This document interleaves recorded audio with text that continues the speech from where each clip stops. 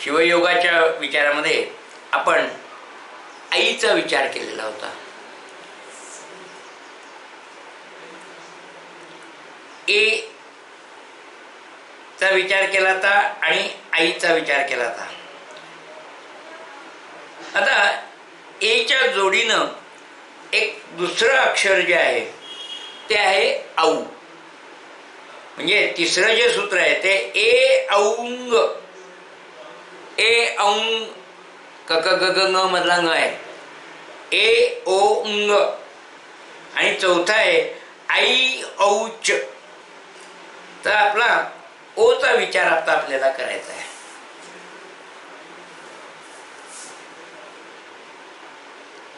ओचं वर्णन ज्ञान आहे.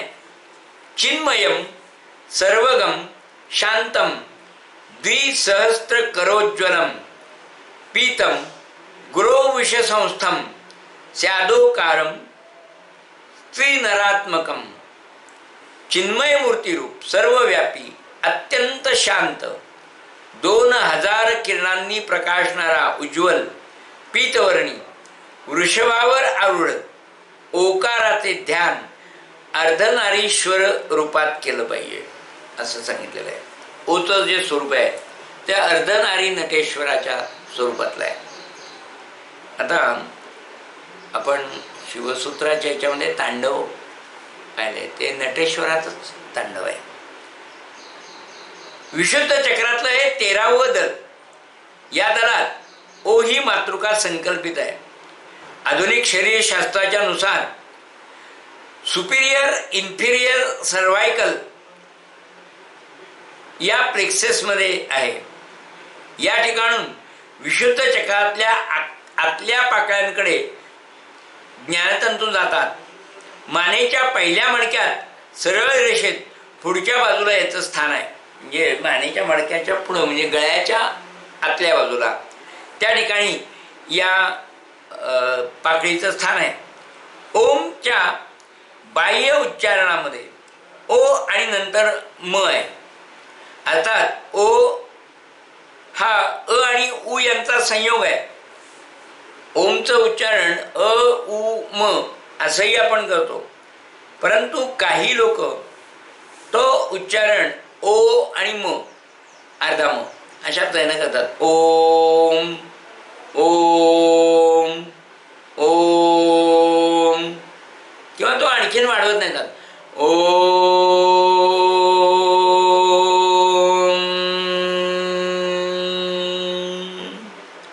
अशा पद्धतीनं ओमचं उच्चारणही केलं जातं.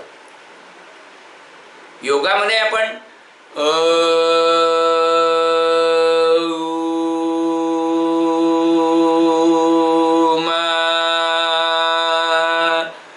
या पद्धतीनं करतो. याचाही एक बघा अ आणि उ यांचं एकत्रीकरण म्हणजेच ओ आहे. म्हणजे अ उ म म्हणताना आपण ओमच म्हणत असतो. परंतु काही वेळेला किंवा काही लोक विशेषतः बुद्ध परंपरेमध्ये ओमचं उच्चारण हे ओम या पद्धतीने केलं जातं. आणि या ठिकाणी अ उ म खरं आहे त्याच्यातलं ओम मध्ये. ओ मध्ये काय आहे अ आणि उ आणि त्याला म लागतो पुढं. तर ब्रह्मतत्व आणि विष्णुतत्व याचा हा संयोग आहे. ओ म्हणजे ब्रह्मतत्व म्हणजे अ आणि उ म्हणजे विष्णुतत्व. या दोघांचा संयोग या ठिकाणी आहे. ओम म्हणजे हा संयोग आहे ब्रह्मतत्व आणि विष्णुतत्व. सृजन आणि सृजनातून निर्मिलेले विश्व यांचे प्रतिनिधित्व करणारा हा स्वर आहे. सृजनाला मिळालेला हा प्रतिसाद आहे. यामध्ये थोडी रिॲक्शन आहे. क्रियेला प्रतिक्रिया हा न्यूटनचा सिद्धांतच जणू योगशास्त्राने या ठिकाणी सांगितलेला आहे. अ आ या बीज स्वरूपातल्या स्थितीज ऊर्जा, ई ई या गतिमान होऊ घातलेल्या ताणलेल्या गतीज ऊर्जा, उ उ या प्रत्यक्ष गतीज ऊर्जा, ए ऐ या प्रत्यक्ष आघात करणाऱ्या ऊर्जा, तर ओ आणि औ हे त्या आघातांचे परिणाम, प्रतिक्रिया किंवा प्रतिघात आहे. ओ हे जलतत्व आहे, ज्यात आकाशतत्व व तेजतत्व सामावलेले आहे. त्यामुळे ईशतत्वाकडून अर्थात अवकाशाकडून जलतत्वाकडे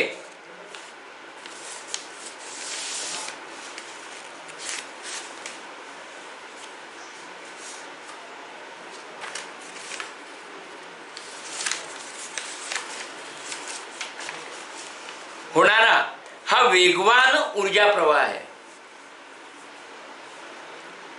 स्पंदनांच्या द्वारे भौतिक गोष्टींची प्राप्ती करून देणार आहे.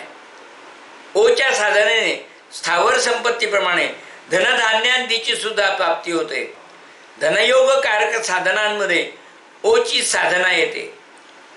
विशुद्ध चक्राचे तेज तत्व या वर्णाला एक प्रकारचे स्वचे कवच देते आणि अचे आकाश तत्व मनाचा मोठेपणा देते. या अ आणि उच्या स्पंदनांचे स्वरूप गतिमानतेतून एकदम स्थितिमानतेत बदलणारे व अस्थिर आहे. त्यामुळे एकतानता लवकर साधत नाही, पण दीर्घ काळाने ती हळूहळू न साधता एकदम साधते. आपण एखाद्याची ट्यूब पेटत नाही असं म्हणतो, एका क्षणी ती झटक्यात पेटते अशी अवस्था असते. संत किंवा गतिमान कसेही जीवन असले तरी ठराविक टप्प्यावर त्याच्यात एकदम बदल होतो. त्यांच्या कर्तृत्वाचा जगाला अचानक परिचय होतो.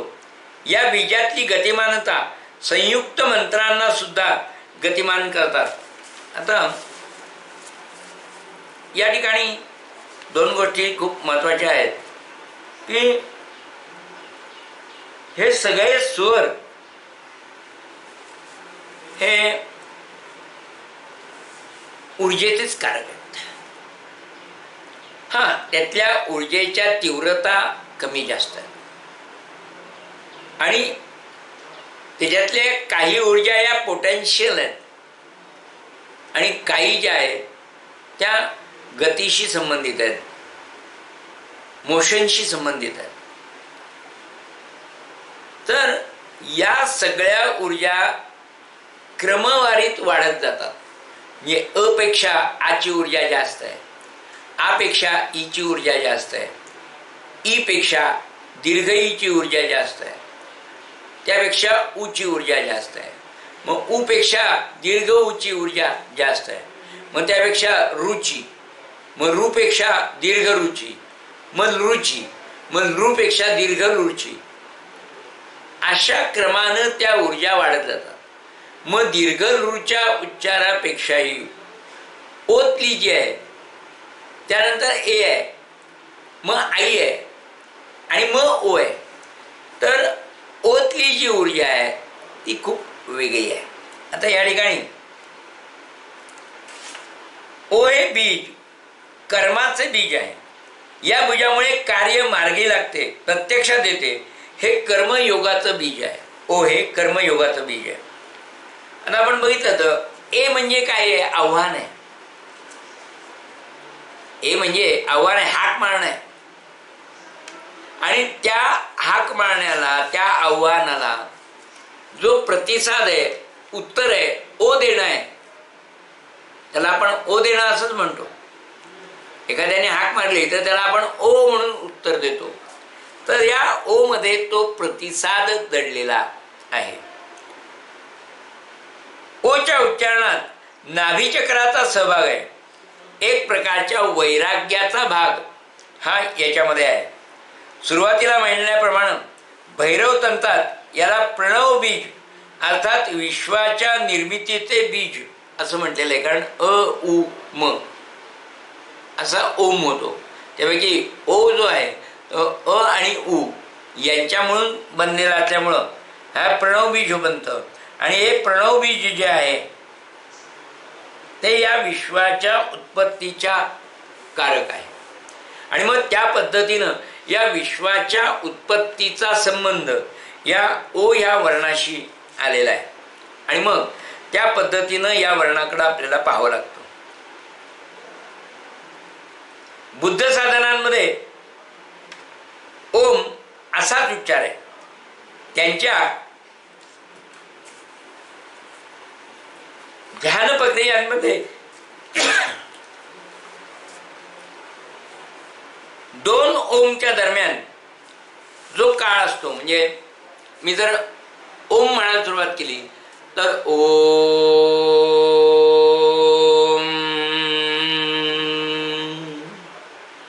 ओम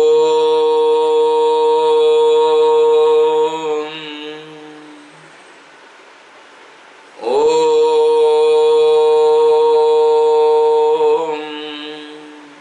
या दोन ओमच्या दरम्यान जो काळ आहे त्या काळावर लक्ष केंद्रित करायला सांगतात.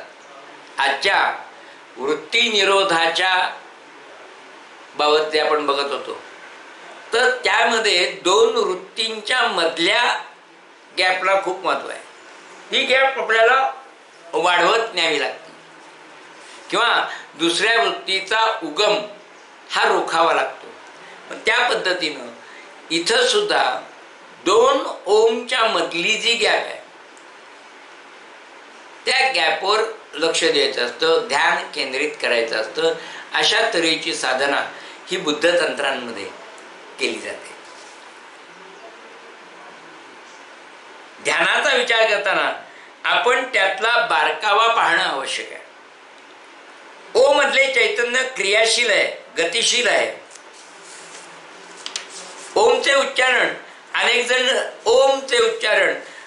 जण ह्रस्व करतात की जे योग्य आहे. ओम ओम ओम, ते ओमच्या उच्चारणापेक्षा ह्रस्वच आहे. ओमचे उच्चारण दीर्घ किंवा प्लुत आहे. म्हणजे ओम उच्चारताना म्हणजे ओ आणि म अर्धा याचं उच्चारण करताना तो ह्रस्व केला जातो. ओम म्हणजे एखाद्याचं ओम नाव आहे, तो ओच्या पुढं म लिहितो, तर त्याचं उच्चारण करताना ते ह्रस्व केलं जातं ओम. परंतु जेव्हा ओंकाराचा उच्चार करतो आपण त्यावेळी ते जे येतं ते दीर्घ आहे, ओम. तर या बारकाव्यांचा वापर हा उच्चारणामध्ये केला तर त्याच्यातल्या ज्या शक्ती आहेत त्या शक्तींचा जो काही विषय आहे, त्यातल्या ज्या ऊर्जांचा विषय आहे, तो आपल्याला त्या पद्धतीनं अभ्यासता येतो. ओमच्या उच्चारणातला ओ खूपच कार्यशील आहे. झटपट करायच्या कार्यात याची उपयोगिता जास्त आहे. म्हणजे ओ आणि म अशा ह्याच्यातला इतरांना खेचून नेण्याची शक्ती याच्यात आहे. संकटातून बाहेर खेचण्याची, कार्य करण्याची ताकद या ओम मध्ये आहे. ओच्या साधनेने एक विशिष्ट दृष्टी प्राप्त होते. भोग हा जीवनाचा अविभाज्य भाग आहे. तो भोग भोगण्याची ताकदही ओ मध्ये आहे. दोन्ही प्रकारचे भोग भोगण्याची ताकद असल्याने याला भोग बीज असं म्हटलेलं आहे. भोगानंद या प्रकारचा आनंदही ओच्या साधनेने आपल्याला प्राप्त होतो. ओ उपभोगण्याच्या क्रियेतला महत्वाचा घटक आहे. अर्थात भोग मध्ये ब, ओ, ग आणि अ अशी त्याची भोग या शब्दाची पण फोड होते. या शब्दाच्या उकलीमध्ये ओचे दुसरे स्थान आहे. ते हेच दर्शवते की उपभोग घेण्यासाठी ओची साधना आवश्यक आहे. ओ हा प्रतिसाद स्वरूप आहे. आपल्याला कोणी हाक मारली तर आपण जो प्रतिसाद देतो तो ओच्या स्वरूपात देतो. म्हणजे आई आपल्याला 2-4 हाका मारती आणि मग आपण आपल्याला न राहून काय म्हणतो, ओ आलो ना. पहिलं काय करतो आपण, त्या हाकेला ओनी उत्तर देतो आणि तो चिडलेला जो भाग आहे तो आलो ना असं म्हणून आईला सांगतो.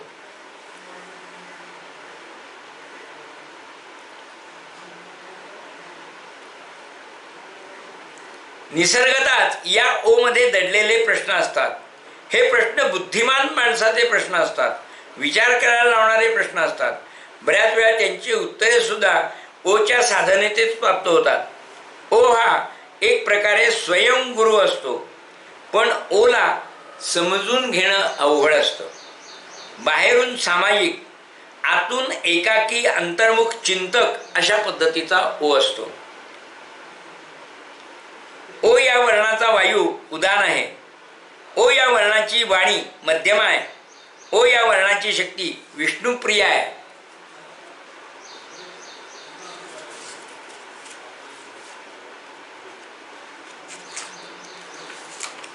ओ या वर्णाचा आनंद धिम्म आहे.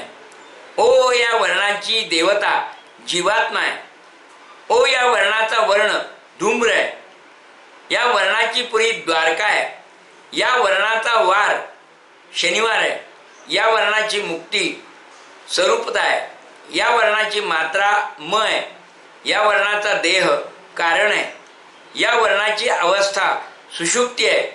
या वर्णाचा अभिमान प्राज्ञ आहे. या वर्णाचा भोग आनंद आहे. या वर्णाचा गुण मूर्तिमंततम आहे. या वर्णाची शक्ती अव्यक्त स्वरात्मा आहे. या वर्णाचे तत्व तेज आहे. या वर्णाचा वेद सामवेद आहे. या वर्णाचा अग्नी दक्षिणाग्नी आहे. या वर्णाची अष्टांगे कला आहे. या वर्णाचा उपवायू कुर्म आहे. या वर्णाची मुद्रा हम लिंग अशी आहे. आपण सुरुवातीला ज्या पद्धतीने बघितलं की हे 13वं दल आहे विशुद्ध चक्रातलं, आणि Superior and inferior cervical plexus मध्ये आहे. आणि या ठिकाणी विशुद्ध चक्राच्या आतल्या पाकळ्यांकडे ज्ञानतंतू जातात. आता या कॉम्प्युटरच्या युगामध्ये सर्वायकल स्पॉन्डिलिटिस हा खूप मोठ्या प्रमाणावर जाणवणारा आणि लोकांना भोगावा लागणारा त्रास आहे. तर या स्पॉन्डिलिटिसच्या उपचारासाठी बऱ्याच वेळा स्ट्रेस स्ट्रेन कंट्रोल करा असं सांगितलं जातं. आपल्यातले ताणतणाव कमी करायला सांगितले जातात. तर या ठिकाणी या ताणाला, या स्ट्रेसला उत्तर या स्वराच्या माध्यमातून आपल्याला मिळतं. ओची साधना अर्थात ओच्या साह्यानं आपण मग जोडला तरी सुद्धा चालू शकतं. ओम ओम ओम ओम, पूर्ण ओंकाराची साधना, किंवा अ ते आहाची साधना. अ आ इ ई उ ऊ ए ऐ ओ औ अम आहा, ज्याला आपण रुरु लुलू गाळले ते वापरले तर आणखीन चांगलं. म्हणजे अ आ इ ई उ ऊ रु रु लु लु ए ऐ ओ औ अम आहा या पद्धतीनं आपण म्हटलं तर अत्यंत चांगल्या रीतीनं आपण कुठल्याही औषधाच्या गोळी विना, कुठलाही पट्टा न लावता आपला सर्वायकल स्पॉन्डिलिटिसचा जो त्रास आहे तो आपण दूर करू शकतो. हे आपल्या दृष्टीनं एक खूप वेगळी गोष्ट आहे.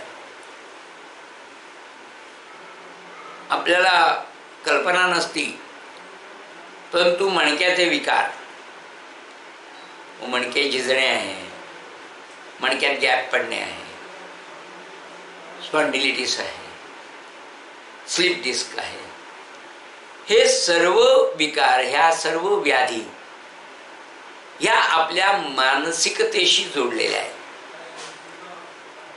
आणि आपल्या मानसिकतेवर कार्य करणारं जे काही साधन आहे ते मंत्राचं साधन आहे. आणि हा जो स्वरांचा विभाग आहे, ही जी स्वर साधन आहे अ ते आहापर्यंतची, ही आपल्याला या ठिकाणी मदत करणारी आहे. यांची जी स्पंदनं आहेत ती स्पंदनं आपल्या मानसिकतेवर काम करतात, त्याच पद्धतीनं आपल्या संपूर्ण मणक्यावरही काम करत असतात. आणि मग कुठला मणक्यावाला प्रॉब्लेम आहे, कुठल्या मणक्यात गॅप आहे, त्यानुसार आपली साधना ही आपल्याला ठरवता येते. शिवसूत्रांनी त्यातला बारकावा, कुठल्या मणक्यासाठी कुठला वर्ण, इतकं आपल्याला काम करून दिलेलं आहे. बाकीचं सगळं आपण आपल्या बुद्धिमत्तेनं करू शकतो. आणि मग अशा रीतीनं फक्त त्या ऊर्जांना विशिष्ट पद्धतीनं वापरून आपण आपल्या मणक्यावर उपाय करू शकतो. आणि तो उपाय एक तर दीर्घकालीन आपल्याला उत्तर देतो, दीर्घकालीन आराम देतो आणि खर्चाचा कुठलाच विषय नाही. तुमच्या शरीरातल्या उलट एनर्जी वाढवण्याचाच विषय. जरी तुम्ही साधना करताना ते शब्द बोलत असलात, त्याचा विसर्ग होत असला, तरी सुद्धा आपल्या शरीरातही त्याच पद्धतीनं ऊर्जा निर्माण होत असतात. आणि याचा सगळ्याचा वापर हा आपण आपल्या स्ट्रेसच्या करू शकतो. त्याचा वापर आपल्याला करता येतो. अशा तऱ्हेनं अनेक व्यक्तींचे उपचार हे आपल्याला फक्त साध्या साध्या मंत्रांनी हे करता येऊ शकतात. कारण हे सगळं जे काही आहे, अक्षर वाङ्मय आपण म्हणू त्याला, ही जे सगळी मुळाक्षर आहेत, मग अ ते आ पर्यंतचे हे 16 स्वर आहेत आणि क पासून न्य पर्यंतचे हे सगळी व्यंजन आहेत. तर या सगळ्यांना मातृका म्हटलेलं आहे, आई म्हटलेलं आहे. आई ज्याप्रमाणे आपल्या मुलाची, लेकाची काळजी करते, त्याप्रमाणे हे सगळे वर्ण, विशेष करून स्वर अ ते आहाचे, हे स्वर आपल्या आरोग्यावर, आपल्या मनावर, आपल्या बुद्धीवर हे कार्य करत असतात. आपण उदानवायूचा इफेक्ट हा आपल्या बुद्धीवर होतो हे पाहिलेलं आहे. मग याच याच्यामध्ये ओ पण आहे.